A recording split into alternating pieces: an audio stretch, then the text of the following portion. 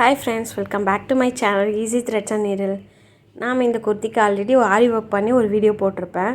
அதனோட கண்டினியூவேஷனாக இப்போ இந்த குர்த்தியை எப்படி கட்டிங் அண்ட் ஸ்டிச்சிங் பண்ணுறதுன்னு பார்க்க போகிறோம். நான் இந்த லைனிங் ஆல்ரெடி தண்ணியில் போட்டு நல்லா அலசிட்டு காய வச்சு எடுத்து வச்சுருக்கேன். அதில் வந்து என்னோடய மெஷர்மெண்ட்ஸை நான் மார்க் பண்ணி கட்டிங்கும் பண்ணிட்டேன்.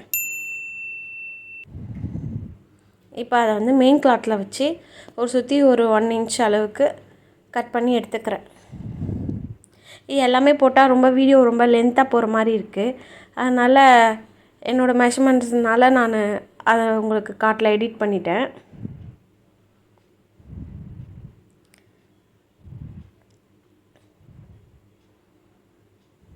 முடிச்சாச்சு. இப்போ நம்ம ஸ்லீவ் எப்படி கட்டிங் பண்ணுறதுன்னு பார்க்கலாம்.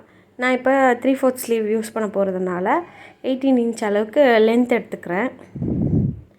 அதில் வந்து ஒரு 4 இன்ச்சு கீழே இறக்கம் வச்சுட்டு அதில் நம்ம அந்த ஷேப் எடுக்க போகிறோம்.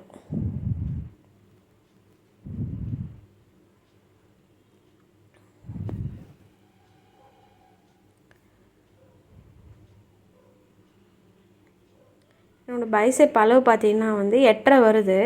நான் எப்பவுமே கொஞ்சம் துணி எக்ஸ்ட்ரா விட்டுற மாதிரி தான் கட் பண்ணிப்பேன். ஏன்னா ஸ்டிச் பண்ணும்போது எனக்கு பத்தலைன்னா நம்ம அதுக்கப்புறம் அதை நம்ம விட்டு போட்டு தைக்கிறதுக்குள்ளே கொஞ்சம் கடுப்பாயிரும். அதனால் எப்போவுமே நான் கொஞ்சம் கிளாத் எக்ஸஸாகவே விட்டு நான் கட் பண்ணிக்கிறது வழக்கம்.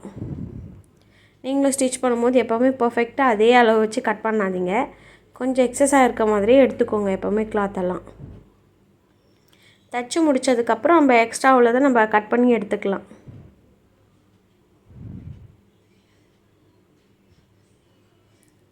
நான் இப்போ ஸ்லீவோட ஷேப் போட்டு எடுத்துட்டேன். இப்போ சுற்றி கட் பண்ண போகிறேன்.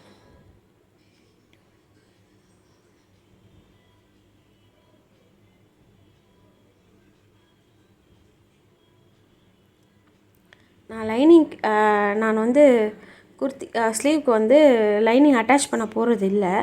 அதனால் நான் மெயின் கிளாத்லேயே டைரெக்டாக கட் பண்ணி எடுத்துக்கிறேன்.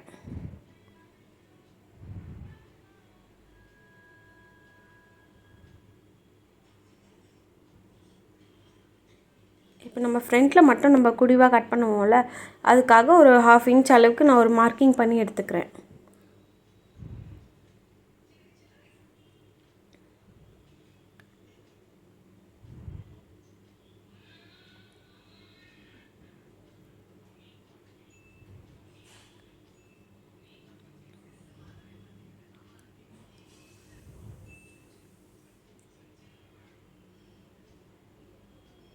கட் பண்ணிட்டேன். இப்போ நம்ம ஸ்லீவ் வந்து கொஞ்சம் கரெக்டாக வந்திருக்கு. இப்போ நம்ம இதை எப்படி ஸ்டிச்சிங் பண்ணுறதுன்னு பார்க்கலாம்.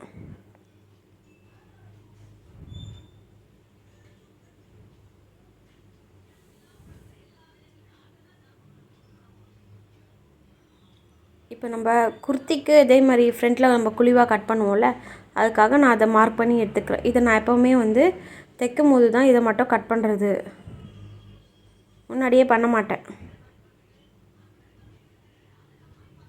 இப்போ நான் வந்து ஃபுட்டை வந்து சேஞ்ச் பண்ணிக்கிறேன்.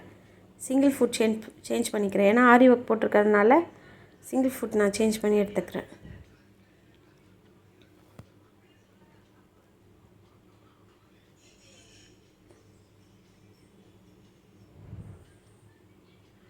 இப்போ நான் லைனிங்கில் எந்த ஒரு மார்க்கிங்கும் பண்ணலை. நம்ம ஆரி ஒர்க் பண்ணும்போதே அந்த இதெல்லாம் போட்டிருக்கிறதுனால, நெக்லைன்லாம் இருக்கிறதுனால நான் எதுவுமே பண்ணலை. அதுக்கு மேலேயே கொஞ்சம் கரெக்டாக வச்சுட்டு ஒரு குண்டூசி நான் குத்திட்டு இப்போ அப்படியே ஒரு லைன் ஸ்டிச் போட்டு எடுத்துக்கிறேன். நீங்கள் தொட்டு பார்த்தீங்கனாலே ஃபீல் பண்ண முடியும் எங்கே நீங்கள் ஒர்க் பண்ணியிருக்கீங்க, எங்கே நம்ம போடணுன்றத தெரியும் நமக்கு. ஒரு 1/4 இன்ச் கிளாத் விட்டுட்டு நான் ஃபுல்லாக கட் பண்ணி எடுத்துக்கிறேன். சின்ன சின்ன நாச்சஸ் போட்டுட்டு கிளாத்தை நான் திருப்பி எடுத்துக்கிறேன்.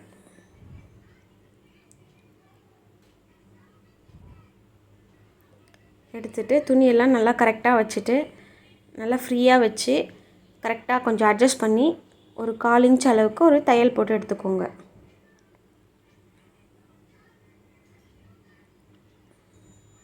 எனக்கு துணி வந்து கொஞ்சம் மூவ் ஆகிட்டே இருக்கிறதுனால நான் வந்து குண்டூசி குத்தி வச்சுக்கிறேன்.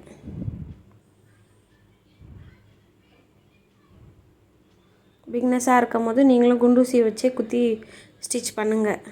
எனக்கு துணி வந்து ரொம்ப விலகிட்டே இருக்க மாதிரி ஃபீல் ஆச்சு. ரொம்ப சாஃப்டாக இருந்தது மெட்டீரியலு. அதனால் நானும் குண்டூசி குச்சி வச்சு ஸ்டிச் பண்ணிக்கிறேன்.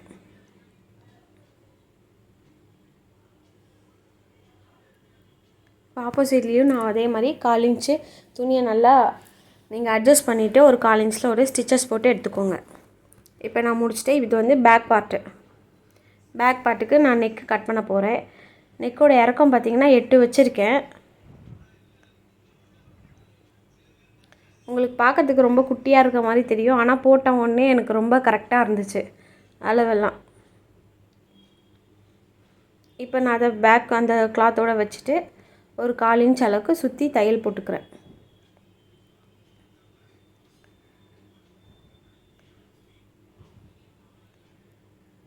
இப்போ இதையும் நான் அந்த 1/4 இன்ச் அளவுக்கு கிளாத் விட்டுட்டு சுற்றி கட் பண்ணி எடுத்துக்கிறேன். இப்போ நம்ம இதில் வந்து ஷோல்டர் எப்படி வெளியே தெரியாமல் அளவுக்கு நீட்டாக பர்ஃபெக்டாக ஸ்டிச் பண்ணுறதுன்னு இதில் நான் பண்ண போகிறேன். நாட்சஸ்லாம் போட்டு எடுத்துக்கிட்டு வேறு எதுவுமே பண்ணலை. நான் கிளாத்தை 2ஆக ஓப்பன் பண்ணிட்டேன்.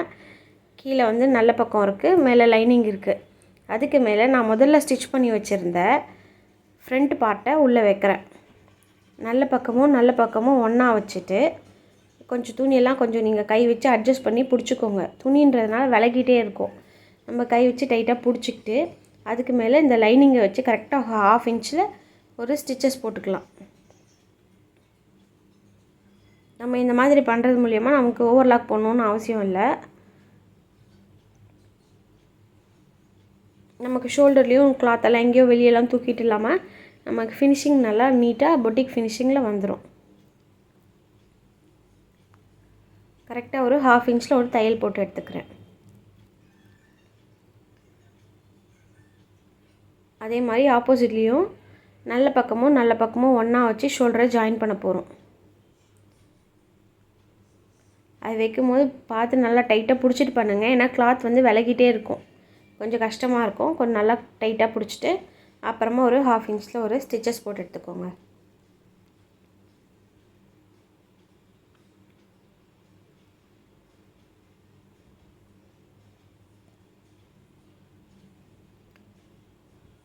போட்டு முடிச்சிட்டேன்.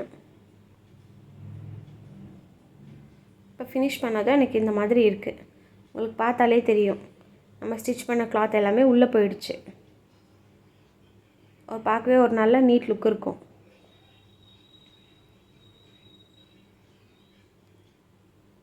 இதுக்கப்புறம் என்ன பண்ணலான்னா நெக்கை நான் சுற்றி வச்சு தையல் போட்டுட்டு அதை வந்து கிளாத்தோடு சேர்த்து ஒரு சுற்றி தையல் போட்டுட்டு எக்ஸ்ட்ரா உள்ள கிளாத்தெல்லாம் கட் பண்ணி எடுத்து வச்சிட்டேன்.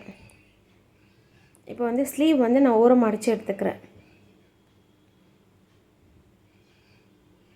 ஸ்லீவோட எண்டை மட்டும் மடித்து 2 ஸ்லீவும் மடித்து எடுத்துக்கிட்டு இப்போ ஸ்லீவ் அட்டாச்மெண்ட் பார்க்கலாம். நான் சென்டர் பார்ட்டை ஸ்லீவோட சென்டர் பார்ட்டில் வச்சு ஒரு 1/2 இன்ச்சில் ஒரு தையல் போட போகிறேன். தைக்கும் போது இதாக தலைவலிங்க, எப்போவுமே நூல் வெளியே வந்துகிட்டே இருக்கும், ரொம்ப கடுப்பாகுது.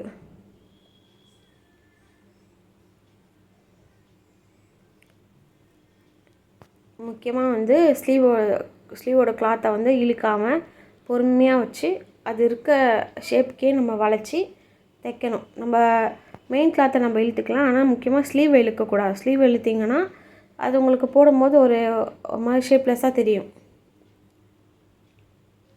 நான் ஒரு பக்கம் ஸ்டிச் பண்ணி முடிச்சிட்டேன். அதே மாதிரி அடுத்த பக்கமும் பண்ணிக்கிறேன்.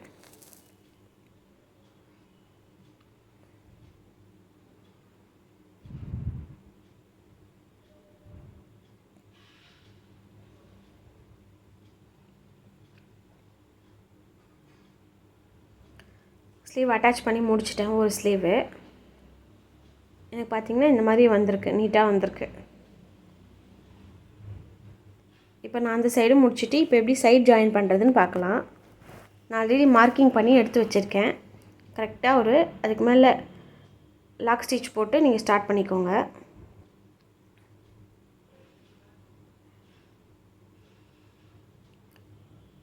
இப்போ சைட் ஜாயிண்ட் வந்து எப்படி நீட்டாக பண்ணுறதுன்னு பார்க்கலாம். நான் ஹிப்புக்கிட்ட வந்துட்டு அதுக்கப்புறம் வந்து தையலை வந்து பெருசாக வச்சுட்டு ஒரு 5 அந்த நம்பரில் வச்சுட்டு இப்போ நான் ஒரு ஸ்டிச்சஸ் போட்டு எடுத்துக்கிறேன். இடுப்புக்கிட்ட ஒரு கட் பண்ணி விட்டுடலாம். நம்ம ஏன்னா ஸ்லிட்டு வந்து மடித்து தைக்கும்போது நமக்கு டிஸ்டர்பன்ஸ் இல்லாமல் இருக்கும். இது முடிச்சுட்டு ஒரு 1/4 இன்ச்சில் அடுத்து நம்ம எக்ஸ்ட்ரா தையல் போடுவோம்ல, அதை வந்து ஒரு 2 தையல் நான் போட்டு எடுத்துக்கிறேன். சாரி, எங்கள் பாப்பா வந்து கொஞ்சம் டிஸ்டர்ப் பண்ணிகிட்டே இருந்தா வீடியோ எடுக்கும்போது. இப்போ நான் 3வது தையலை அப்படியே ரொட்டேட் பண்ணி போட்டு எடுத்துக்கிறேன்.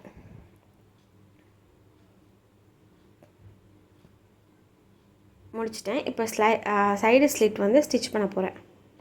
அந்த கிளாத் அப்படியே விரித்து விட்டுட்டு அதை அப்படியே ஒரு 1/4 இன்ச்சுக்கு மடித்து ஒரு ஸ்டிச்சஸ் போட்டு எடுத்துக்கலாம். நீங்கள் கொஞ்சம் கொஞ்சமாக பொறுமையாக பண்ணிங்கன்னா கொஞ்சம் நல்லா நீட்டாக வரும் உங்களுக்கு. எப்போவுமே ஸ்டிச் பண்ணும்போது கொஞ்சம் கொஞ்சமாக மடித்து எடுத்துக்கோங்க. எடுத்தோடனே நமக்கு பெருசாக பண்ணால் அந்தளவுக்கு நீட்டாக வராது. கொஞ்சம் கொஞ்சமாக பண்ணோம்னா நமக்கு ஈஸியாக வரும். கரெக்டாக இந்த எண்டில் வரும்போது நீடில் நிறுத்திட்டு அப்படியே டர்ன் பண்ணி இந்த சைடு வந்துடணும். இந்த மாதிரி ஸ்டிச் பண்ணி பாருங்கள். 2 பக்கமும் ஈக்குவலாக உங்களுக்கு கிடைக்கும். நம்ம முன்னெல்லாம் தனித்தனியாக வச்சு பண்ணுவோம், அந்தளவுக்கு பர்ஃபெக்ஷனாக இருக்காது. இந்த மெத்தட் பண்ணிங்கன்னா உங்களுக்கு ரொம்பவே நல்லா நீட்டாக வரும். இப்போ நமக்கு இடையில உள்ள கிளாத்தை சீம் ரிப்பர் வச்சு நான் அந்த த்ரெட்டை கட் பண்ணி விட்டுடுறேன்.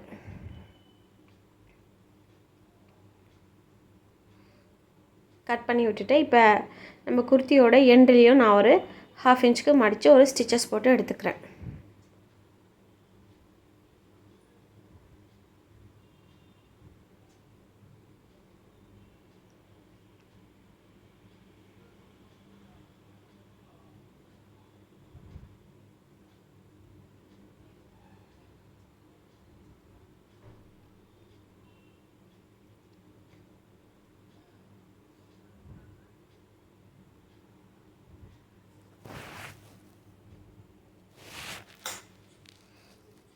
இது முடிச்சுட்டு இப்போ நம்ம குர்த்தியோட எண்டு ஸ்டிச்சையும் நான் போட்டு எடுத்துக்கிறேன். ஸ்லிட்டில் 2 ஸ்டிச்சஸ் வரும் இல்லைங்களா, அதோட எண்டு ஸ்டிச்சும் நான் இது அப்படியே கண்டினியூவாக போட்டு எடுத்துக்கிறேன்.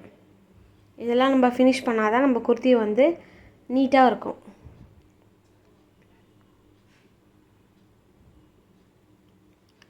நம்ம சீம் ரிப்பரை வச்சு கிளாத்தெல்லாம் கட் பண்ணி விட்டோம்ல, அது அங்கங்கே த்ரெட்டெல்லாம் இருக்குது, அதெல்லாம் நம்ம நீட்டாக எடுத்துகிட்டு அப்படியே ஓரத்தில் பொறுமையாக ஒரு ஸ்டிச்சஸ் போட்டு எடுத்துக்கலாம்.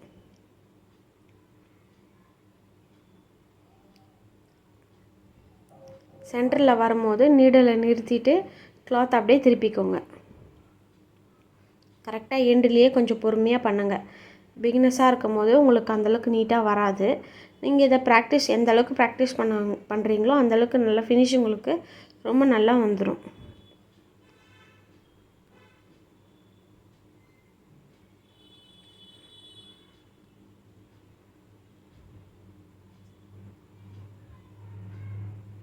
இப்போ இன்னொரு சைடும் மடித்து ஸ்டிச்சஸ் போட்டு எடுத்துக்கிறேன்.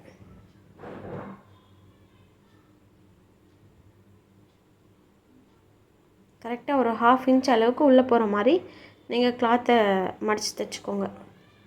எப்போவுமே கீழே இந்த மாதிரிலாம் தைக்கும் போது ஒரு 1 இன்ச் அளவுக்கு விடுங்க. அப்போ தான் நம்ம 1/2 இன்ச்சை 2 ஃபோல்டாக பண்ணும்போது 1 இன்ச் நமக்கு அதில் லெஸ் ஆகிடும்.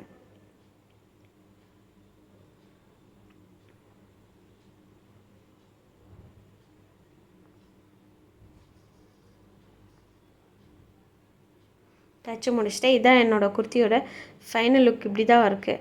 ஆக்சுவலாக இதில் ரொம்ப கலர்லாம் டிஃப்ரெண்ட்டாக இருக்க மாதிரி இருக்குது. தேங்க்ஸ் ஃபார் வாட்சிங்.